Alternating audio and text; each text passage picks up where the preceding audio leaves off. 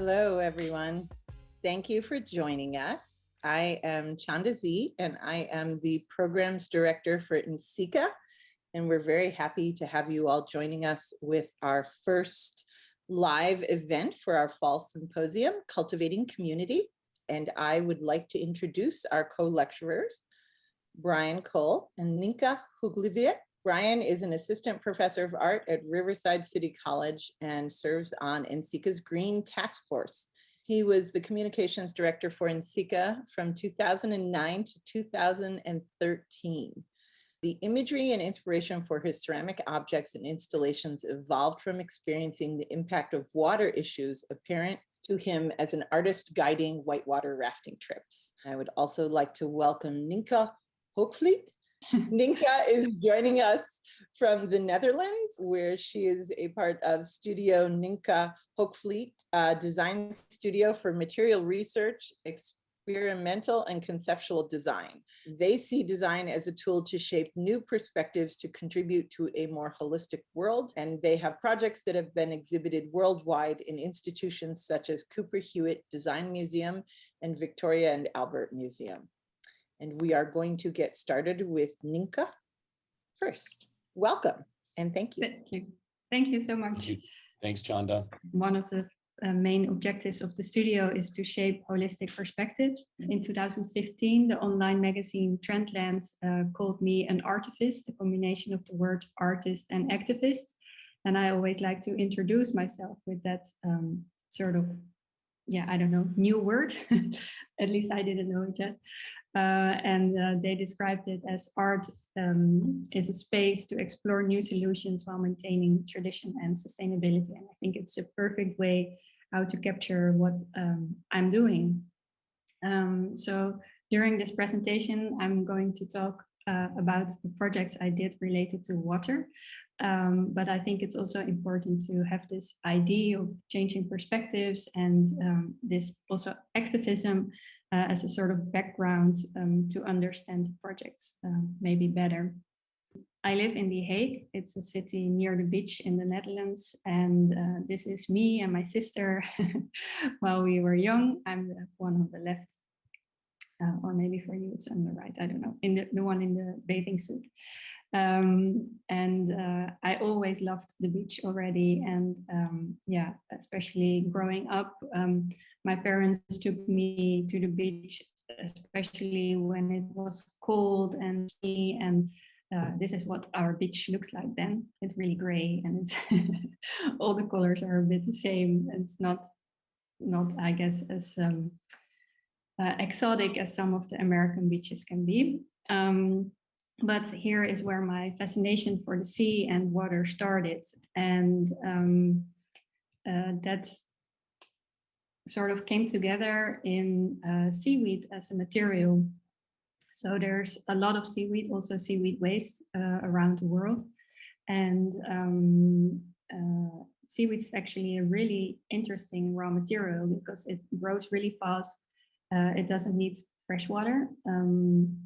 And there's just a big shortage of fresh water, of course. It produces a lot of oxygen and it even cleans the sea while it grows. So seaweed has so many advantages. And I have a fascination for textiles. I have also a background in textile design. So seaweed and textiles started to, that was one of the projects I wanted to start with when I started my own design studio. And that resulted in the project See Me. It's a rug knotted by hand in a discarded fishing net from a yarn that's made from seaweed, which can be a really sustainable alternative for other materials like cotton or viscose, because of all the qualities I just mentioned. And next to that, it's really soft and very usable. So it's really wearable and it has a lot of qualities. And this project, I combined this new innovative, sustainable material with a discarded fishing net to sort of symbolize the waste and the issues we have at the moment with plastics and waste in the ocean, next to all the potential the sea has to offer also when it comes to being a new resource for raw materials. So after I did this project, I decided I wanted to continue my research, and I wanted to see if I could create a whole circular process from seaweed and for textiles. So I started to collect different types of seaweed, and then I started to dye with seaweed as well. And that resulted in the CME collection.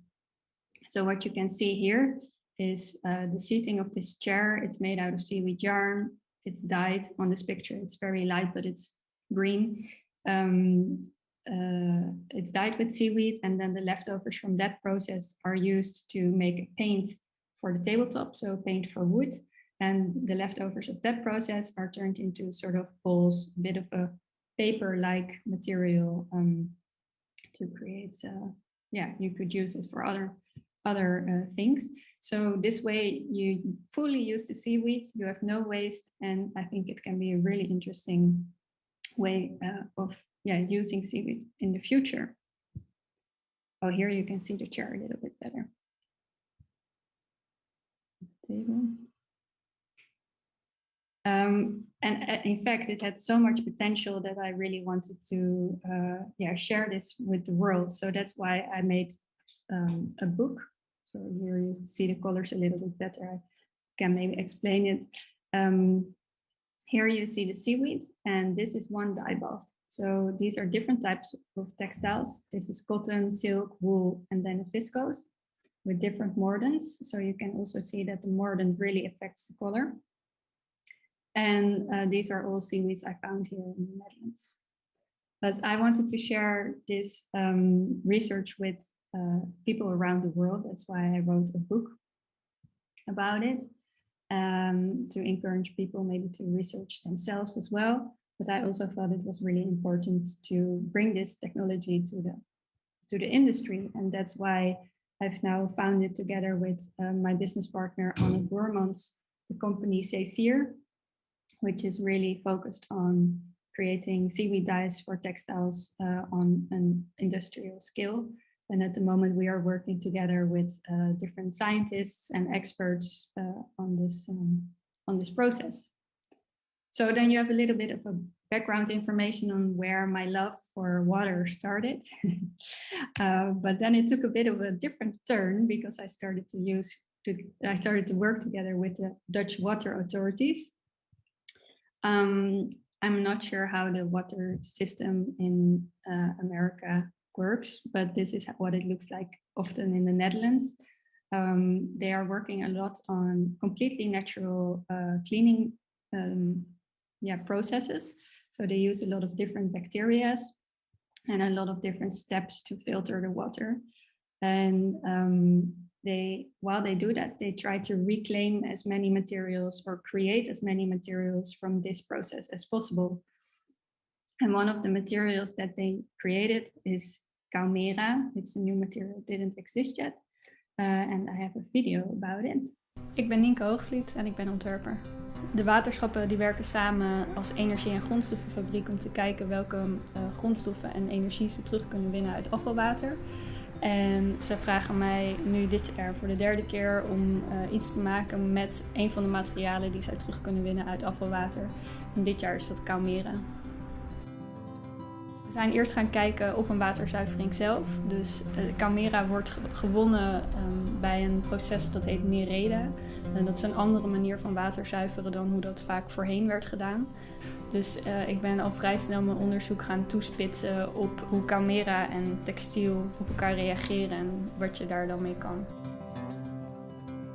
Nou, de textielindustrie is heel vervuilend en met name het verfproces van het textiel is heel vervuilend door de chemicaliën die er gebruikt worden, die dan in het afvalwater terechtkomen.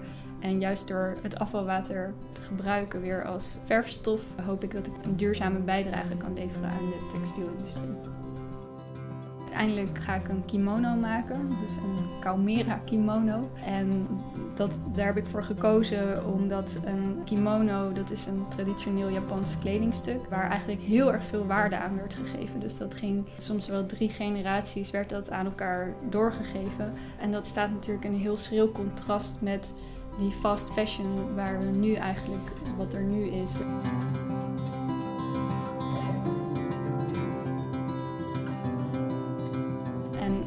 dus eigenlijk textiel weer her te waarderen, heb ik nu een kimono gemaakt.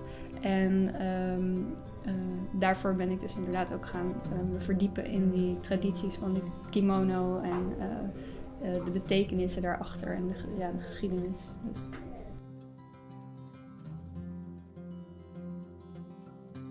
Yeah, so after a lot of testing, I discovered also, or a lot of research, I also found 2 other colors that are reclaimed from wastewater. The one you see on the left here, it's a mineral called vivianite. And yeah, it's not on this picture, but the sort of peachy color you see here in the kimono, it's called anamox. And that's something that bacteria create as a sort of byproduct when they are cleaning the wastewater. And the Dutch water authorities for this project asked me also to invite other designers to work with this new material. And since we are talking a bit about ceramics tonight, I didn't work with ceramics myself, but I invited Billy van Katwijk. She's also a young Dutch artist to experiment with ceramics and Calmera, and she used it as a glaze to sort of see if it could be an interesting alternative for more harmful glazes that are on the market right now. And here you can see her work. I don't know in any detail specifically how she did it, but I guess if you're interested, maybe Google her, and then I hope you can maybe find some more information. Another project I did for the Dutch water authorities was the project Morn. Next to this Calmera material, they also make a bioplastic called PHA. What they do is they sort of starve the bacteria that clean the wastewater, so they make them really, really hungry.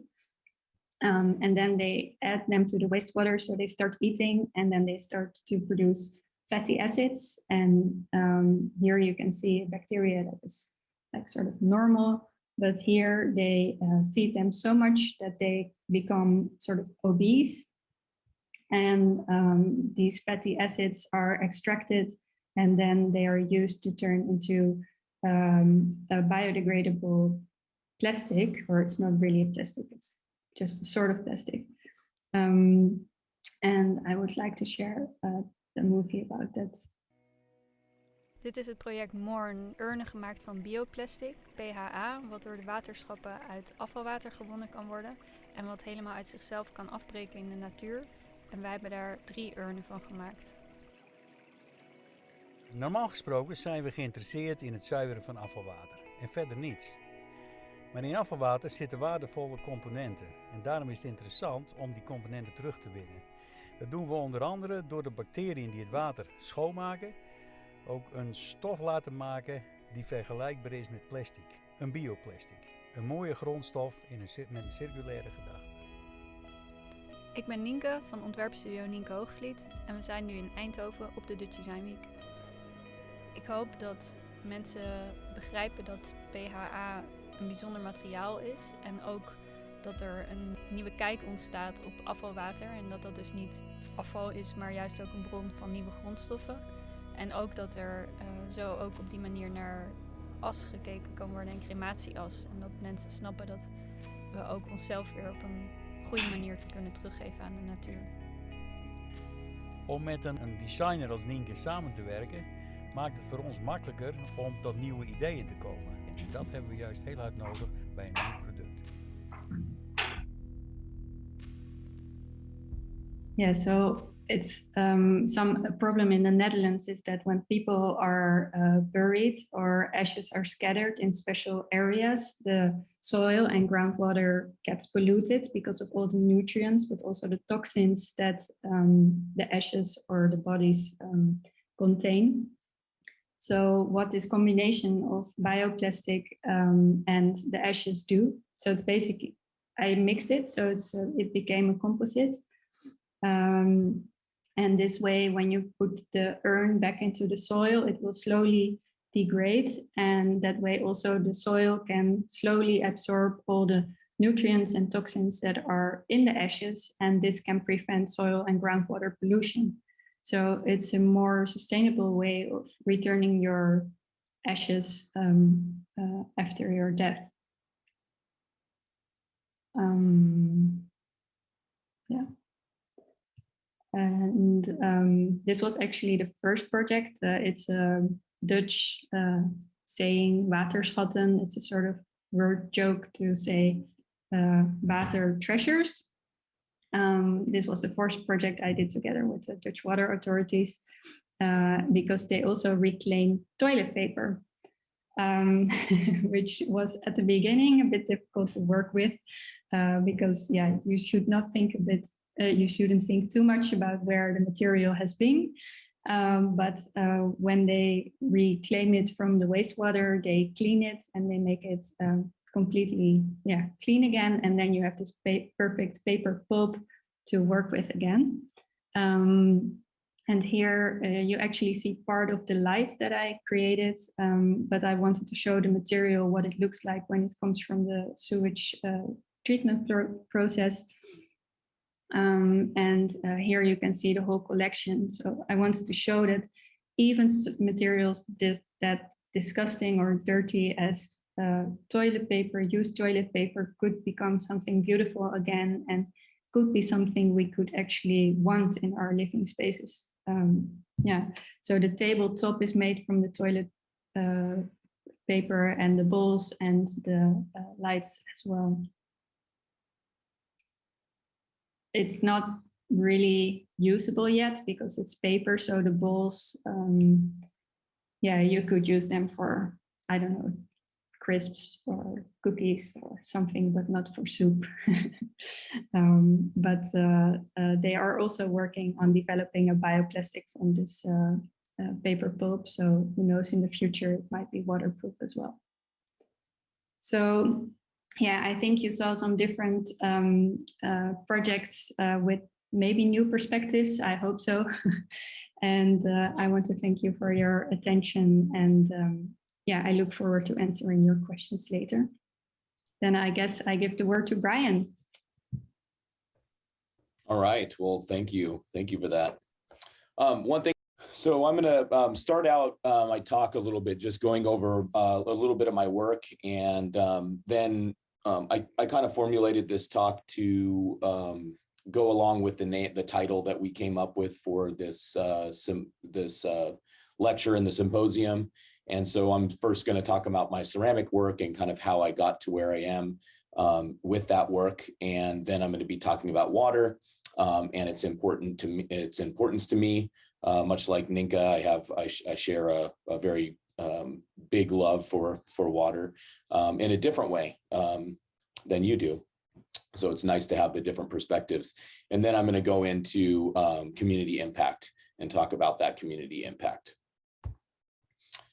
So in my undergraduate work, I started to make objects. I was trained as a utilitarian potter, and I started to move away from utilitarian pottery, but I continued to use the wheel as a tool to be making my own work in that way, but stepping a little bit away from making pottery near the end of my undergraduate degree at Cal State Fullerton, and then continued that as I moved into my graduate degree, my MFA, which I also received from Cal State Fullerton in California. So I started to make these objects that were based off of kind of loosely based or inspired by plant forms, rock formations, stellar objects, and a lot of this stuff came from my love of the outdoors. I've been an avid outdoors person since I was a Boy Scout at a very young age, and that continued on into a lot of my professional life as well. As you heard from my introduction from Chanda, speaking about this, love of water and this interest in water and water issues from the perspective of a whitewater rafting guide. That's what I continue to do that still each summer. So at the time when I was making this work, I was actually working as a rock climbing guide before I started to move towards the water. and became that rafting guide. So I was making these objects that were based on the desert landscape, which is where I was working at the time in Joshua Tree National Park in California, and a few other places that were in and around California, from Northern California all the way down to Southern California. So a lot of the objects were based off of cacti forms, things that I saw, and then maybe abstracted a little bit. And then I was still at the time using that wheel as a tool and incorporating some hand-built portions of my hand-built portions into the work. And then in my graduate degree, which I'll talk a little bit more about my MFA show a little later, I started to get really interested in water issues. And those water issues that I was interested in were because of my whitewater career. The first year that I started whitewater rafting, we had a bill in California that was called the Wilderness Heritage Act. And that Wilderness Heritage Act, what the politicians were trying to do, where they were trying to make 243 rivers in California wild and scenic. And having wild and scenic designation protects them. It's the best protection that a river system can have from any sort of building of dams or building of structures of any kind, from a quarter of a mile up from the river itself and the river corridor. So during that time, when I was in my graduate degree, I was, sorry, let me reverse a little bit. When I was that first year rafting, and we started to do a letter writing campaign for the Wilderness Heritage Act to try and get this bill passed. And so with that, I started to learn about this idea of how many dams there were in California. And it was pretty staggering to me. The number is 1,408 is what we have under the jurisdiction of California, and other states have quite a few dams under their jurisdiction as well. And the other interesting fact about that is that of those 1,408 dams, they're on 713 rivers. So some rivers have just one, and some rivers have, I think the most on a river system in California is 26 dams along one river stretch. Which is pretty staggering to me. So some of my work shifted after I did my graduate exhibition, and I started to make pieces that were dealing with that idea of these dams and what dams are actually for and what we get from a dam. And so I started to make this. This was kind of the second project that I did involving dams. And this one was about states in the West. This specific piece here it's a conceptual cup piece. And there's a small vessel that's in the shape of a hydroelectric dam, mostly modeled after kind of like Hoover Dam or Glen Canyon Dam, which many people are familiar with, those large concrete dams and their structures. And then the saucer down below is in the shape of a specific state. And these were displayed with other objects where they kind of fit together like puzzle pieces, like the states do with the United States. And what we get from dams is we get water that's held back, that's used for irrigation, but more so we also get hydroelectric power that comes from them. But one of the there's many interesting things about dams, but one of them is that eventually every dam is going to become a waterfall, because there's so much sediment that builds up behind a dam that there will be no more water capacity at some point in time. A lot of these dams are actually near and past their lifetime. And so many of them are having to be repaired, or they're in the process of failing, and many of them are being removed, especially in and around the Pacific Northwest. And so this conceptual cup series was kind of modeled after this idea that we can't have a dam that kind of does both. We can't have one that gives us hydroelectric power and ends up storing that water, because if we do store water for a long enough period of time there, it also eventually will become salt water, because all those dams actually those reservoirs become a catch basin for all of this water coming down, and the minerals stay within there, and they don't they collect on the shorelines, and they fall down with the sediment to the bottom of the dam and get covered up by sediment later on. And so with that, and we've seen this happen already in the United States and other areas of the world, is that the reservoirs become so so much saline in them, so much salt in them, that the water becomes unusable, or it has to be treated to remove that salt before it can be used for irrigation or for drinking water. So there's kind of a catch-22 with doing this. So these cups are kind of unusable, and they were made to be unusable in that conceptual sense. So I moved on a little bit, and now some of the work that I've been dealing with, this is the first kind of foyer into making some mug series that incorporated more of that, the idea of how water gets delivered to us. So the imagery that I use on a lot of my work still to this day came from this original series of mugs, and the imagery that's on there is kind of that whole process of how water gets delivered to us. There's engineering drawings of hydroelectric dams and water fixtures and pipes. And so then the pipe becomes a portion of the work as well by incorporating that into the handle.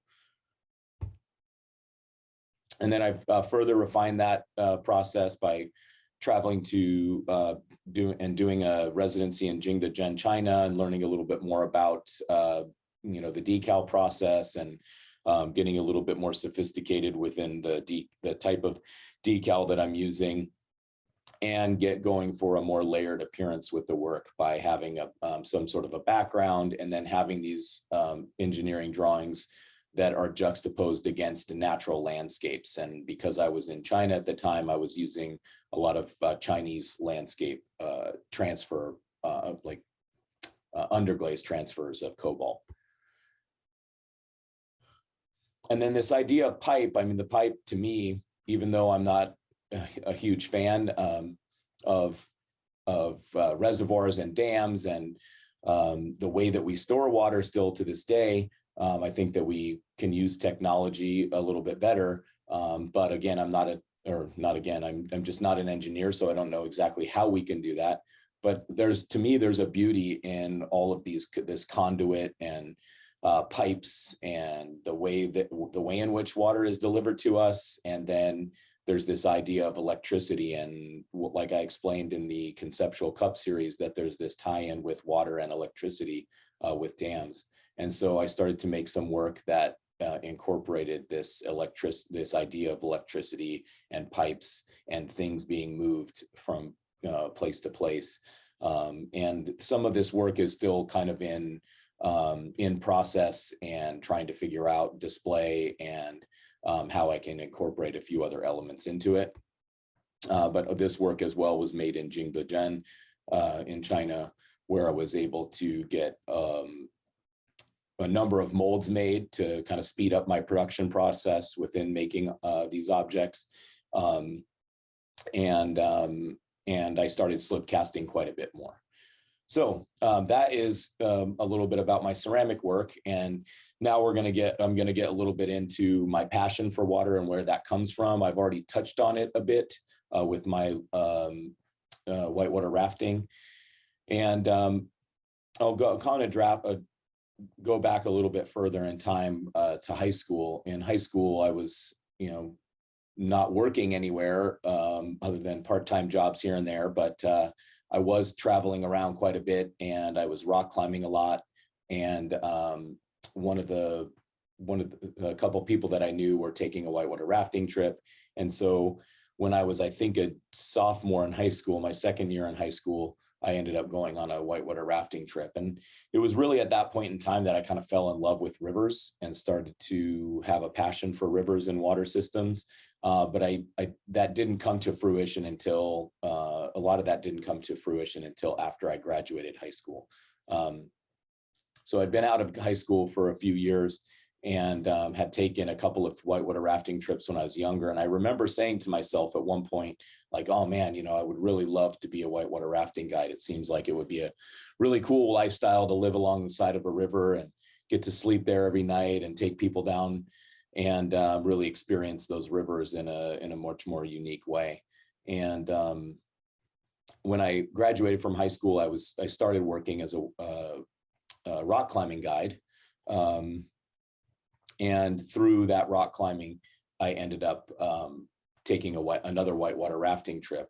The company that I worked for, we paid for, or we took people climbing, and then they would leave us and go whitewater rafting with another company. And so somebody's group sizes had shrank. So I got the opportunity to go out there and go on another free rafting trip. And through that, I met a guide while I was on that trip. And he told me, hey, Brian, you should start working on whitewater trips. He knew my boss that I worked for, and he said, you'll probably have a little bit more steady income. Plus you get to be on the side of a river all the time. And through that, I ended up going the very next year and going to what's called guide school to learn how to become a whitewater rafting guide. And that has brought me to where I am today. This last summer was my 23rd season of guiding. I currently guide in Idaho. This is a little look into one of the rivers in Idaho. This is called the Locksaw. This is one of the more famous rapids there, called Locksaw Falls. It's a class 4. It's a difficult rapid. It's a fun rapid. It's a really adrenaline pumped river system. And it's a spring flow thing. So you'll notice that everybody here is wearing quite a lot of gear because that water is cold. It's probably somewhere in the 38 degree range, 38 degrees Fahrenheit. Something that's not shown on this frame here is that I ended up swimming that rapid just shortly after we went into this large whitewater region. Got right back into the raft, but it was quite cold, I can assure you. Here's a picture of me climbing in Joshua Tree a few years ago. So it's this kind of imagery that really makes me think of water and thinks about how we can better use our water systems. And it really gets me passionate about saving water, being more conscientious about how I use water as a human being, and then also how we use water within our craft as ceramic artists. This one was from this last summer. I've started to drive a different type of boat that's only on the Middle Fork of the Salmon River. The Middle Fork of the Salmon River is where I've worked for about the past 7 or 8 years. I think it's been 8 years now. And it's a very unique river system. It's one of the United States wild and scenic rivers. It's a little over 99 miles long, this fork of the Salmon River. And it is completely undammed. So it's all natural snow melt that is that's coming down, and it's one of the unique river systems in the United States that's that way. The last time I did a good amount of research on this, I found that about 3% of our river miles in the United States are free flowing with no dams. That means, even if there's a stretch that's above somewhere where that first dam is, they count those, 10 or 20 or 5 miles, whatever they happen to be. So it's something that, in the 1940s and 50s, there was a dam boom where the Bureau of Reclamation and the Army Corps of Engineers were putting dams everywhere. And we're at that point right now where, there's not much left. There's not many river miles left to be considered for putting dams. And the unique thing that's happening these days is that people are starting to see the benefits of not having dams. For example, up here on the Middle Fork of the Salmon River, it's where salmon actually still come up here to spawn. But we're looking at, one species of salmon has already become extinct up in this region because they can't navigate through the numerous dams that are along their runs as they come from the ocean. Because as soon as this 99 stretch mile ends, we run into the main fork of the Salmon River, which is also undammed for a long couple hundred miles. And then it runs into the Snake, and the Snake has a total of 8, I think, dams, 4 lower and 4 upper dams. And then it runs into the Columbia, and the Columbia runs to the ocean, and there's a number of dams on the Columbia as well.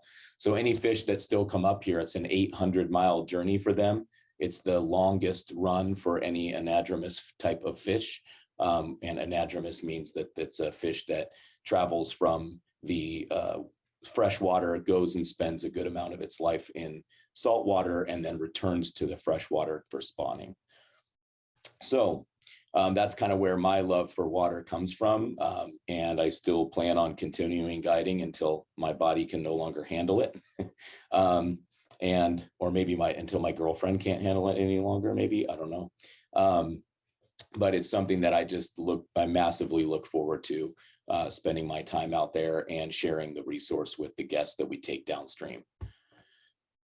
So now I'm going to talk a little bit about community impact and about how some of that plays into my own personal work, and also how it plays into my professional work at being the assistant professor at Riverside City College and some of the other colleges that I've worked for in the past.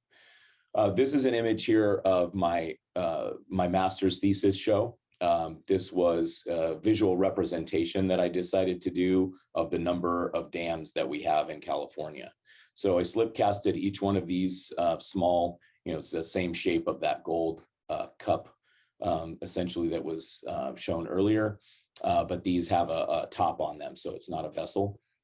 And then they were stacked up in a fiberglass pool that I built that's in the shape of California. And this image here shows it from one end. This was an installation piece that I put together in a gallery. And along with that, I added what I had outside of the gallery was information for people to become educated about water issues within our state.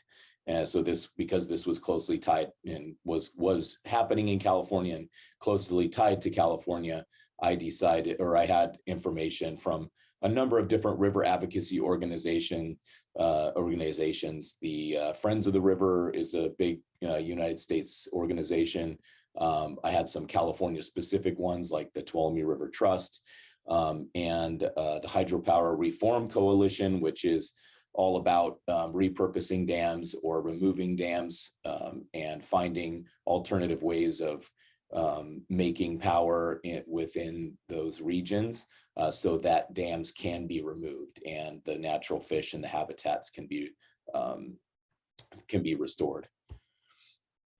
Here's just a couple of not just California organizations, but some Idaho organizations as well, like Idaho Rivers United, also American Whitewater, which is they're a big advocacy organization for not just whitewater rafting, but for access to river systems.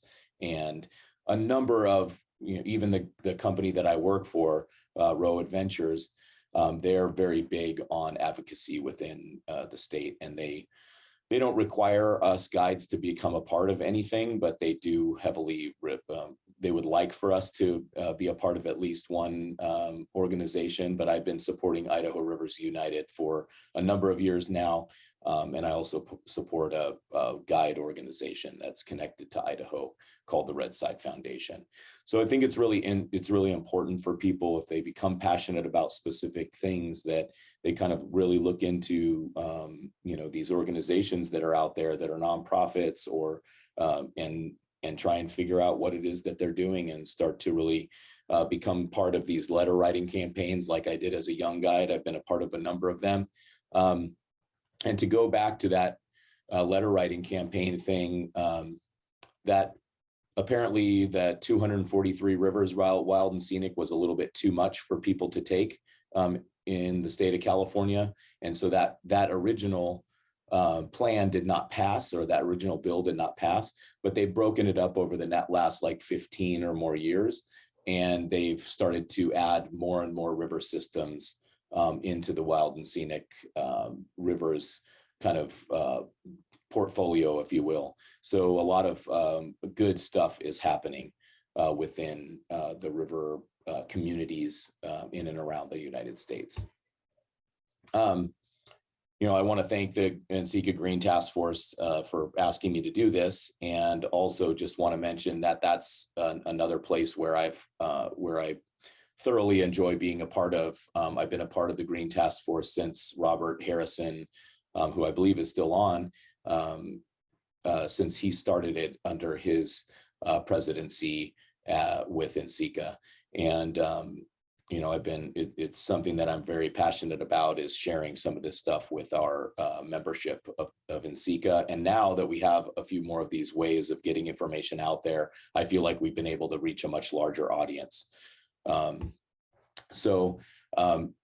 Another thing, I'm just sorry, Robert, but I'm pushing your book a little bit because I think it's an incredible book. Some of the things that I'm going to talk about here about what I do at school to keep conserve water a bit. Some of these things I talk about in Robert's book. And then there's a whole slew of information, projects that people are doing very, similar to what Nienke was talking about, all these people that are using ceramics in a more sustainable fashion. And I think that's something that we really need to think a little bit more about. Here's kind of an overview of the portion of the college where I work. Our ceramic studio is actually off to the right of this building. We're one of the oldest buildings at the school at this moment in time, and so there's a lot of room for change here, which is really great. I just started my second year working here. I was working at another college called Chaffey College, and so some of the things I'm going to talk about, I'll talk about that I did at Chaffey College as well. But at Riverside City College, there's also a sustainability committee, and shortly after being hired, I became one of the members of the sustainability committee, so that we can start to look into some of the things that we can change within the college, not just on the water level, but on all levels. And we're currently in the process of trying to figure out solar panels, since we're in Southern California and we have so many sunny days.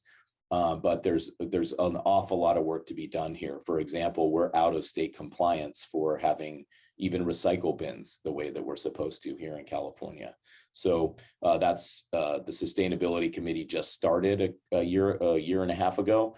So right about when I got hired, and there's just much work that needs to be done. So if anybody on here is in academia, I strongly encourage you to take a look into your college's, strategic plan and see whether or not anything that you're dealing with would benefit having a sustainability committee if you don't already have it.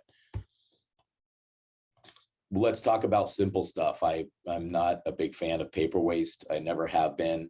That paper waste ends up, clogging up our trash cans here in the studio. And one of the things that I've been, and this is really truly the simplest thing to do, is I go to Costco actually and buy these cotton towels, and I pass them out to each one of my students. And then at the end of the semester, they return those cotton towels, and and then I wash them. That's why you kind of see varying degrees of iron in some of the towels. And then I pass them back out to students the next semester after being washed. And this is just, we wash our hands so much. We use so much water in the studio. I don't think anybody's ever done a study about this, but I think that water tops clay as the main resource that we use in ceramic production. We're constantly using it for a number of different things, and one of those things is washing our hands. So I hand out these towels to my students so that they could just use them, not to do any cleanup, but just simply to dry their hands off at the end of washing their hands, one of the 9 or 10 times that they do in class. I just recently moved over to I use a 3-bucket system because these are 10-gallon buckets. I've heard of people using 4-bucket systems within their glaze cleanup or in their glaze studio. I learned about this from a talk actually that Liz Duarte did, who is also a member of the Green Task Force. And I implemented this for the time being at the studio here at Riverside because it's an incredibly low-tech way of stopping anything from, any of your heavy metals and materials from getting down the sink systems, but also it allows you to reclaim a lot of your glaze waste and turn that glaze waste into, a recycled glaze. And so my students use this system. They go from the left to the right. And then one of the beauties of this system is as soon as your number 1 barrel gets a little bit too sediment filled, you can siphon off the water off the top. You can do it as easy as decanting it with another bucket. I have a submersible pump that I use, and I just drop it down into the water and slowly, so that way I'm not agitating the sediment that's down below, and just slowly drop it down in there until I get most of that removed. And then to the left of this, underneath our spray booth, I keep a larger trash can that I then would take this number 1 bucket, dump all of that out, that glazed waste, if you will. And then I simply move the 2 and 3 buckets over to the left. So the number 2 bucket becomes the number 1 bucket. The number 3 bucket becomes the number 2 bucket. And then the number 1 bucket gets cleaned completely, and then brand new fresh water gets put into it. At this moment in time, we're switching this out about every week. Is how I I just move that whole system over and start out with a fresh water over on the number 1 in the number 3 area, and it has worked amazing. It's really an incredible system. Students don't run the water at all when they're in the glaze studio. They're able to clean everything within the number 1 bucket, and then a simple dip in the number 2, 3, and to get a little bit more of that sediment off that might be in there. And then you don't have to continue to wash anything and use those sinks. One thing that I found interesting from when Liz gave the talk, or when I've talked to her in the past about it, is that she would cover up this. They actually covered up the sink with plywood, and the students thought that the sink was broken, and that's why they were doing it. I do a good amount of education with my students and teach them that the reason why we do this is for water conservation, so that they're not running the water. And I encourage them to do the same within the studio when they're working. This is something that I have a grant set up for, or trying to get a grant through the president's budget on college. I'm looking to get 3 of these sinks from Diamond Core Tools, so that I can take then, this is the more technologically advanced way of dealing with glaze and clay waste. But this is a sink that recycles through the same 11 gallons of water. It recirculates that water and collects all the materials in the bucket that's on the right, so you don't have much of a mess. You don't have to really do a whole ton of cleanup. And there's a 4-stage clay filtration or glaze. I've talked to Robert Oakes, who's the gentleman who runs Diamond Core Tools, and they don't list this as being used in glaze studios because there's chemicals that are involved, but I've never had any issues with any chemicals using this. We used this system when I was working at City College. We had 2 of these sinks for the clay area and 1 for the glaze area. And we would take any of the glaze waste and put it into a recycle glaze. And then we would take all the clay waste and we would put that into our clay scraps, and then we would use Peter Pugger to reclaim that stuff. So we had no clay that was going out of the studio. It was all being reused. And I've started that system here as well of keeping all of our clay waste and turning that back into a recycled clay. But yeah, this recycles down to 1 micron.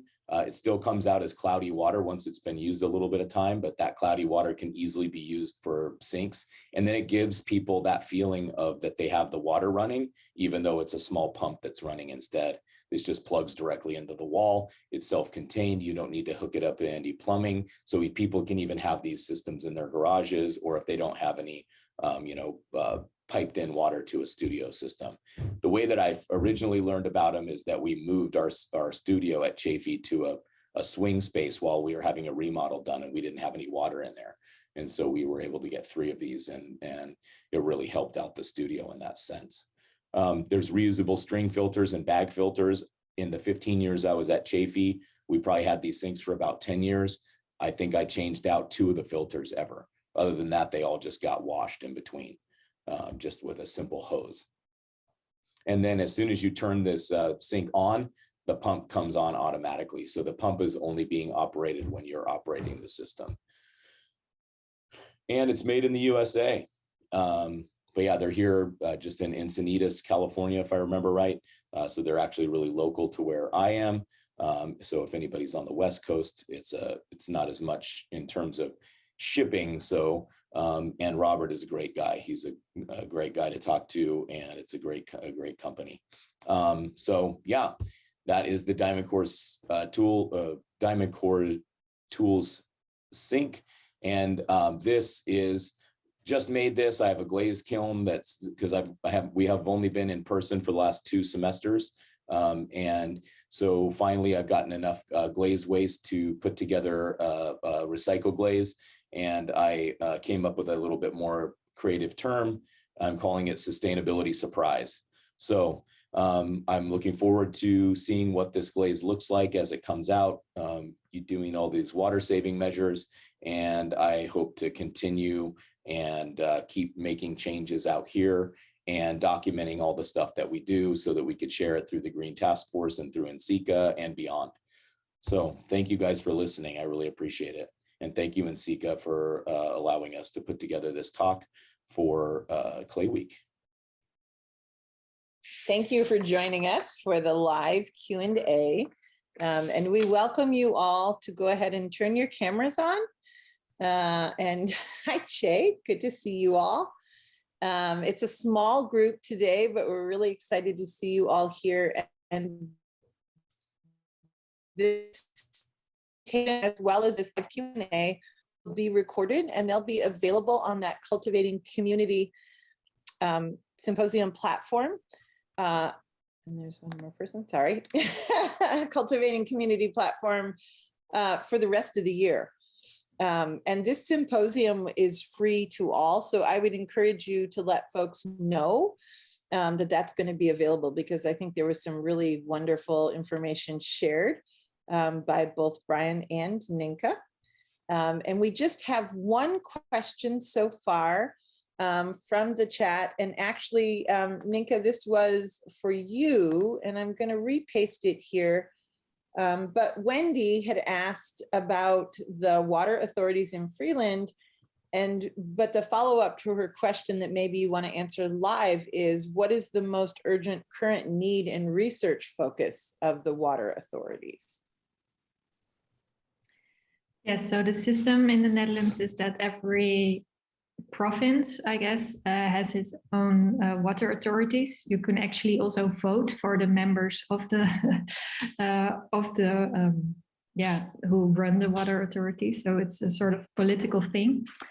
And each province or each water authority also has its own focus. And together they have their energy and raw material factory. That's the sort of foundation that is trying to push this reuse of materials from wastewater, but they all have their own individual focus. So the one in Friesland is focusing, I guess, more on the bioplastic, but there's also one in around the Veluwe. It's a nature reserve in the Netherlands that actually has a Caumera factory.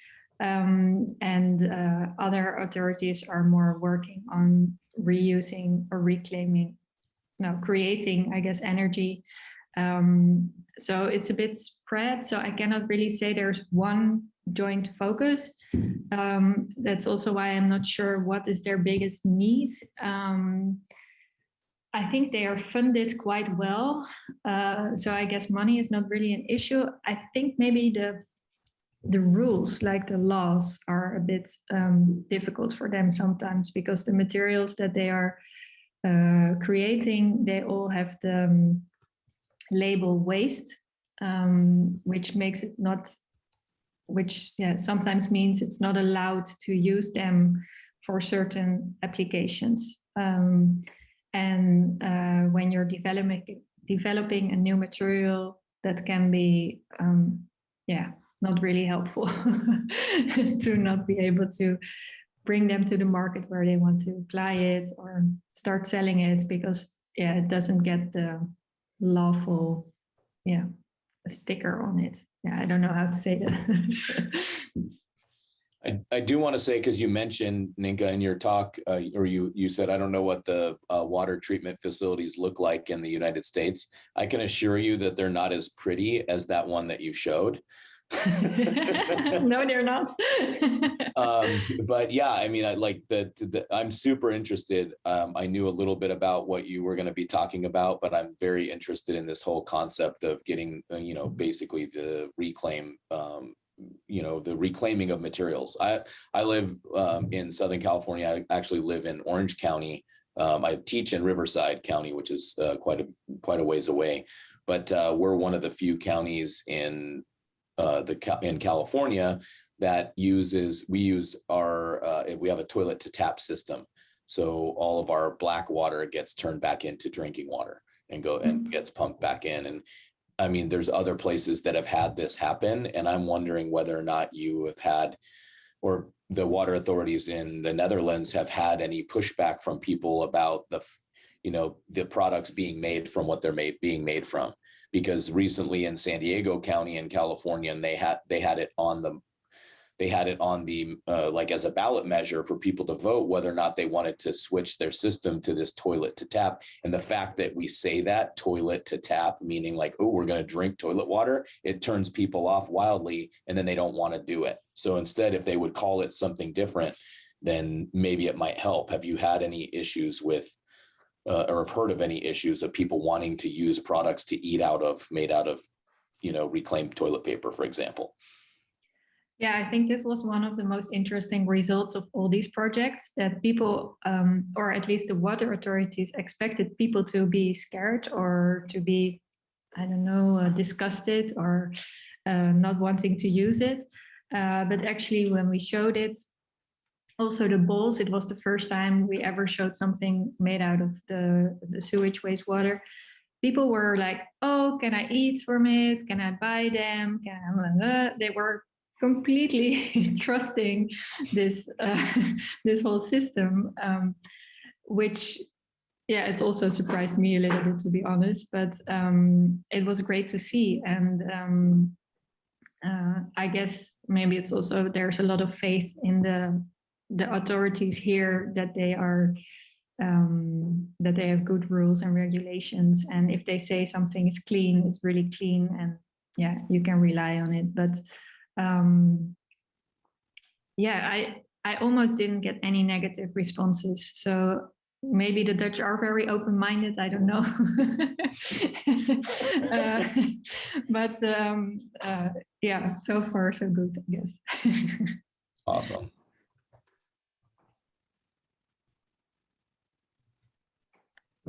Brian, yeah. I have a quick question that you can maybe respond to, because I don't see anything in the chat right now. But in thinking about your 3-barrel system and the sinks that you were using at Chaffey College, how many students or how many people did that accommodate in the studio? At Chaffey, we had, I think, around 120 students.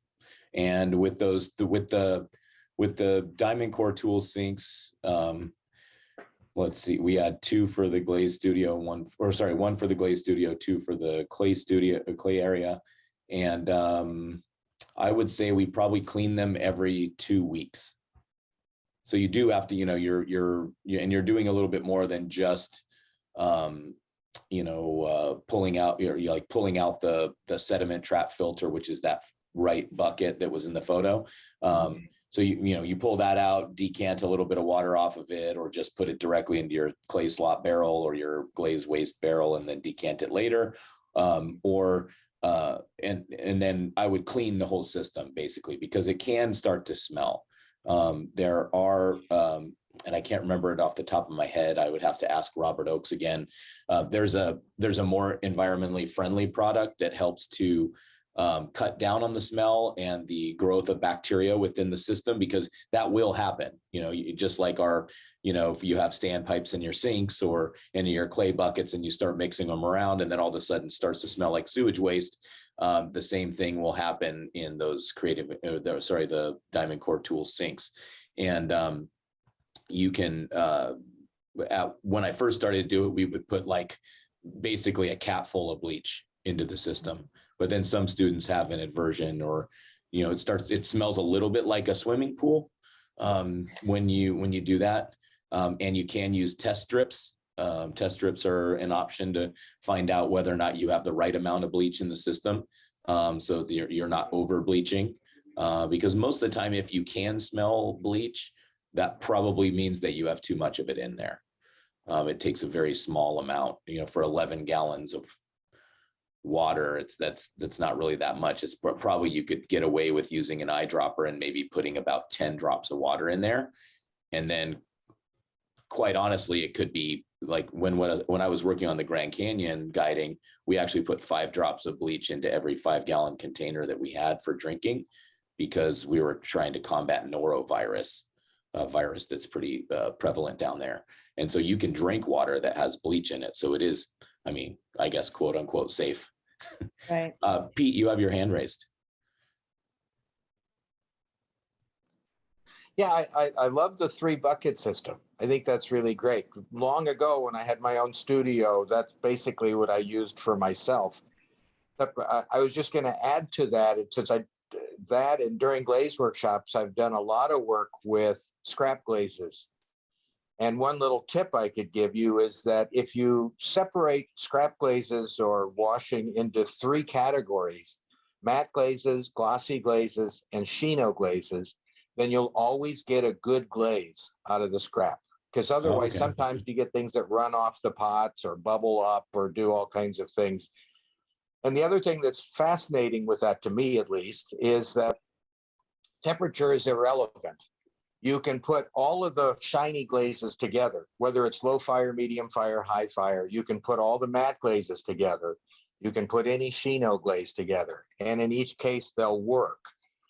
But it's when you start crossing those categories that you get scrap glazes that don't work out so well. And I have to say, some of the scrap glazes I've used in classes in the past, what we've come up with have been among the most popular glazes, because people love it when they see all these different colorants. And the final thing is, if all else fails, 1/8% cobalt will save anything. Except, because what happens with all those little bits of other things is you get a beautiful blue instead of just ant cobalt blue.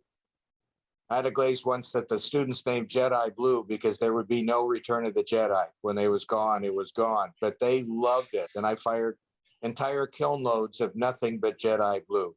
So there you go. Yeah, everybody loves a blue glaze. We had a lot of, at Chaffee College when I was out there, a lot of times our scrap glaze would end up turning out green. Yeah, that's usually what you get. And it's usually a green no one wants. Either green or blue. Yeah. Right. Yeah. Brian, great talk, both of you. Thank you. Great. Thanks, Pete. I also see a question from Wendy Gears in the chat. Oh, what do we do with the waste glaze?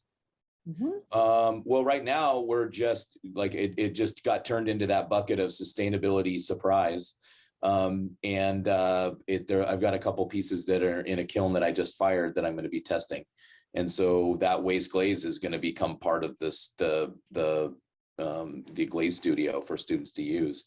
And then I also have another idea that I'm kind of toying with for Earth Day this next year, is I've been saving from when I came in right after the kind of March, like I came in August of that same year when we kind of all left the studios in March and didn't have any classes and were quarantined for quite a while.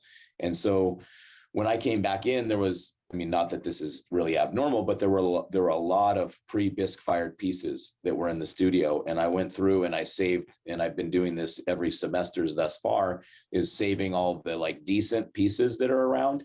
And my idea is also to, if the sustainability surprise glaze works out really well, is to have an Earth Day event where people can come into the studio and experience glazing and then come back at a later date and pick their stuff up, but then have an option like, hey, if you want to really go through and recycle everything on that pot that you're about to, take home with you and, give a donation if you can to the clay club, then glaze it with that sustainability surprise. And then you're using basically 100% post-consumer, ceramic materials to make that object. Great, thank you. I also see a question from Che. Che, do you want to go ahead and ask Nienke your question? Sure. Can you hear me? Yes. Yeah, so my question was I was just curious to know a little bit more about your process. So especially when you're like being presented with the byproducts that come from the treatment of wastewater, how you move kind of from going from material to project. I think each of the 3 projects had a little bit a different approach, because first I wanted to understand the material, and also the wastewater treatment process. But to me, the concept always is very important as well. So it sort of goes hand in hand. I first try to learn more about the material by talking to the experts who were working on it or seeing it being processed in the wastewater treatment facility, reading about it, but also doing some really hands-on testing, just intuitive, not really scientific or anything, just trying, failing, seeing really beautiful mistakes or discovering beautiful properties. When I understand a little bit better what the material acts like or what it is, then I develop a concept, and from the concept I try to manipulate the material into becoming the product that I think can tell the story about the material. So I guess that's sort of the way I process. Yeah. Great, thank you. And then when you get to like the end of that product, I just asked from my own experience too, are you more interested or happy with, or what are your feelings versus of being in that process versus like having the product at the end? Oh, I love the process so much more. Yes, it's when the product is there, it becomes boring, right? Yes, yeah. No, I always love to think also about ways how to present the product. So how can you make a presentation or an exhibition that really tells the story, and how can you let people interact with the product or the new material? And then I always like to develop that further. But I'm also a very curious person, so I always look forward to the new to the new thing to discover. Thank you so much. Thank you.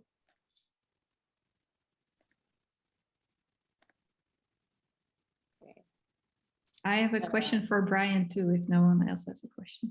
Oh, great. Go ahead, Nienke. I'm really curious how your students respond. Do you see that they are slowly becoming aware of being more careful with water, or do they maybe come up with their own ideas to improve something in the atelier? Or sorry, I was muted. I would say right now, I just noticed that they mostly just go along with what it is that they're being asked to do, which I guess is a good thing. Yes. I've not yet encountered a student who is coming up with their own ideas about how to make changes within the studio, but it's the first time I've been in charge, like kind of in charge, if you will.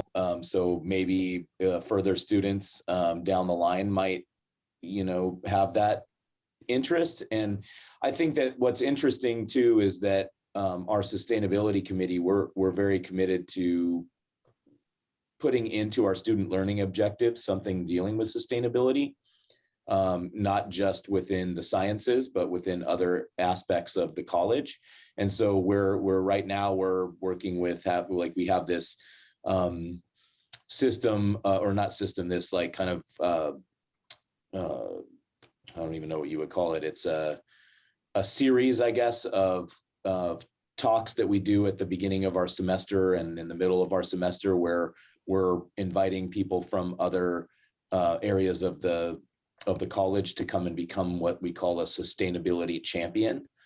And some of that includes like, hey, you know, if you're in a discipline where sustainability can really be added into your curriculum, let's add it into our curriculum and make it part of the student learning outcomes. And I haven't started the process yet, but our student learning outcomes are quite outdated in the ceramics and sculpture area here. And so I'm interested in making those changes and adding at least one element of it where students learn or will be able to,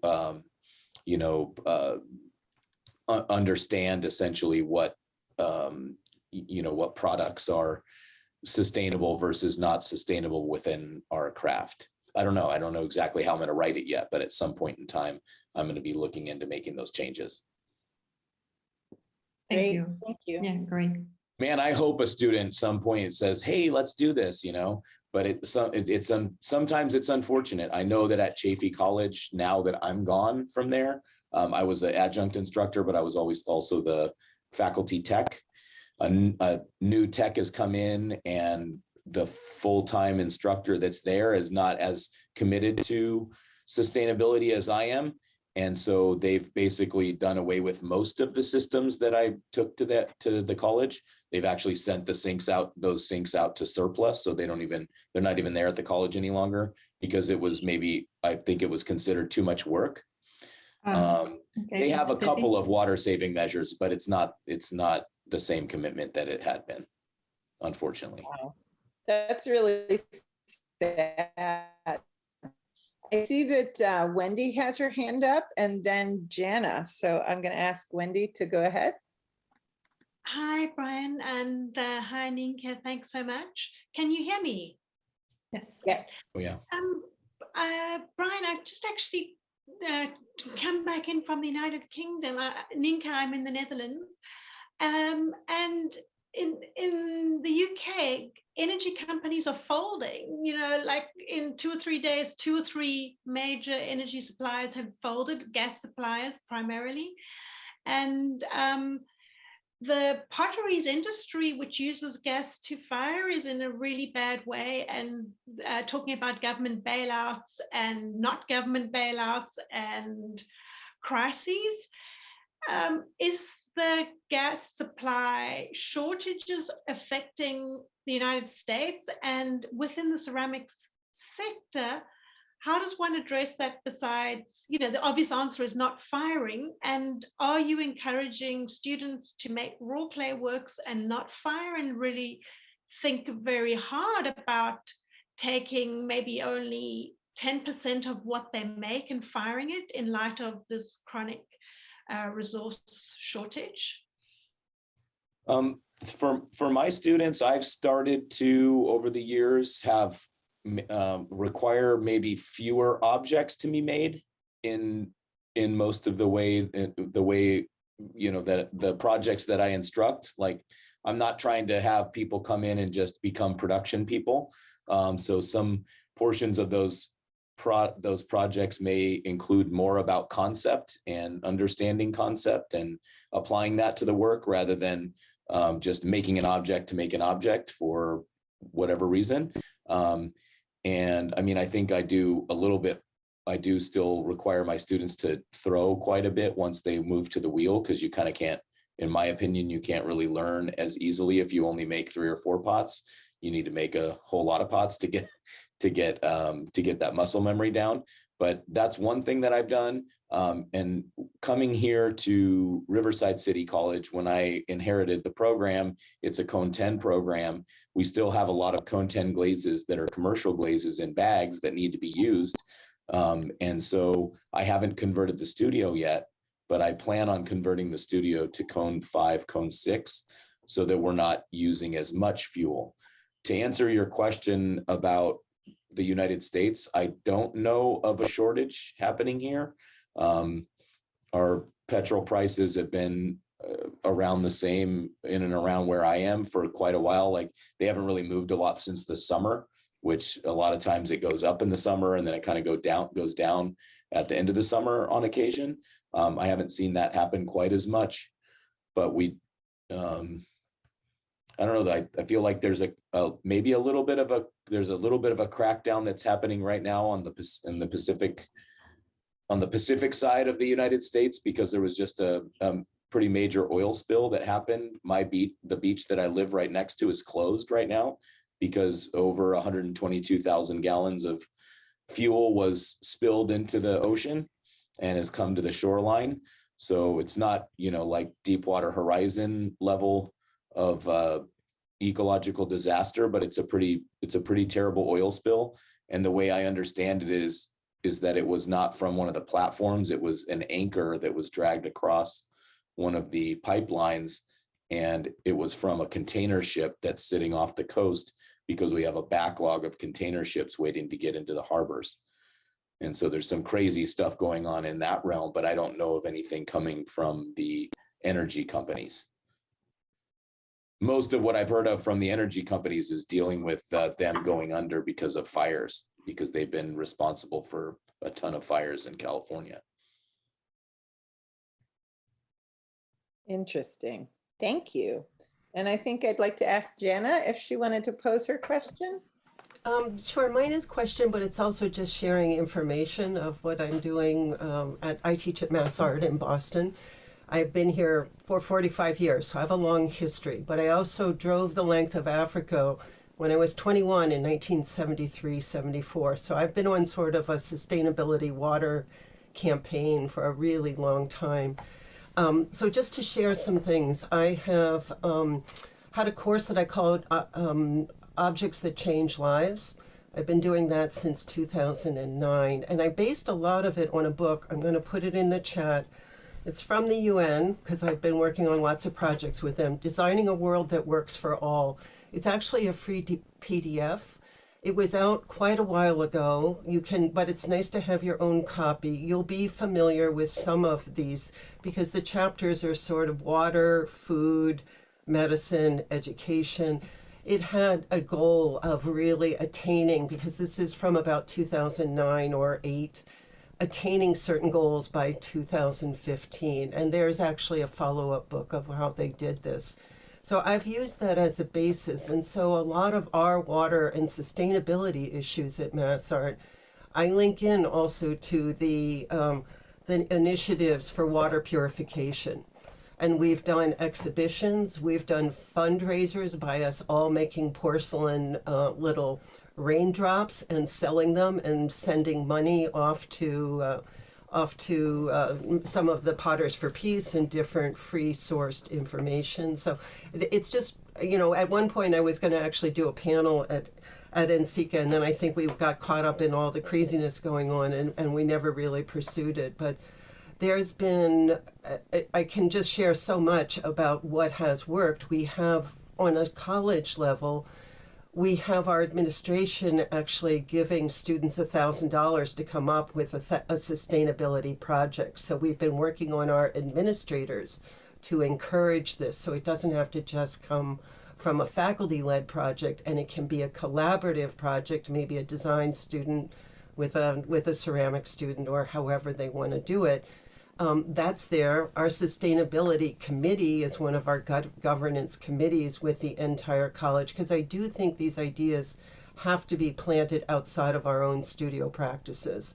And you have to link in with as many other allies that you possibly can. Even our liberal arts teachers, anybody teaching earth science, we invite them to our students' review boards. We get them to know what's going on in our studios. They take an interest in us and sort of say, hey, that's kind of interesting.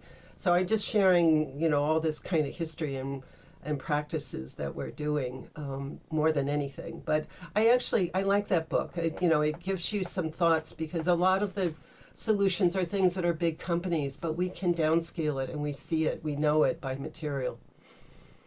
Jana, is it Designing a World That Works for All, and then solutions and strategies for meeting a world's needs? Okay, yes. Cool. But you can find a free PDF, but it's a giant PDF, but it's not that expensive. I mean, I should have run in the other room and grabbed my copy, because it's got a million little footnotes in it. And so when you get to the water copy and you see, but I actually do, even with water, I'll start a class. I mean, there's like a literally like 1 minute, 30-second video about a cup of coffee. and how it takes 40 gallons of water to make 1 cup of coffee. And then how many children die from contamination of water. So I always try to do something light because this course can be really heavy for students. I mean, there's a lot of, you don't need more bad news in the world. So, but, you know, we kind of like, whoa, I had no idea. So it's an awareness campaign all along. But ever since I saw little kids carrying 5-gallon buckets in the Sahara Desert back in 1973 looking for water, and under the Sahara is the largest source of fresh water on the earth. And you see the little kids dragging those buckets. I have never left our guys turn on the spigot to wash, just let it run. And not, so we're on a campaign that they've got to wash their things in a bucket, just like you do, you know, what they say about washing your dishes in the sink. You wash them in a tub, or you think of not just turning on the spigot and doing things. Thank you, whoever just put that link in. Well, that's the ResearchGate, and that should be the free, I know there's many sources of the free PDF. Yeah, I just got it from ResearchGate too, so that's perfect. Yeah, so that it's dated, like I said, and you can look for the follow-up one, and maybe they'll do another one because it's out of the UN. These were their goals from a long time ago. So it also gives you some evidence to back up any kind of research or grant writing that you're trying to do that supports that this is a worldwide mission. Awesome. Thank you for that information, Jana. Great. We just wanted to thank everyone for being here today, and to Nienke and Brian for the presentations and information that you shared with us. It's really inspiring, and I'm thinking about a lot of things from the past and also the future moving forward in my own practice too. So thank you for that so much. And to each of you attending both the presentation and the live Q&A, thanks for being here. And we hope we'll see you at other programming. Tonight there's a panel with students talking about how they move forward and how they kind of move their career forward. And I'm sure we can all gain insights from that conversation too. And then there's continued programming through the weekend. Thank you all. And with that, I guess we'll say goodbye. So thanks, everyone. Bye. Hope to see a bunch of you in Sacramento. Yeah. Woo. Thank you All right, so much. take care, everyone.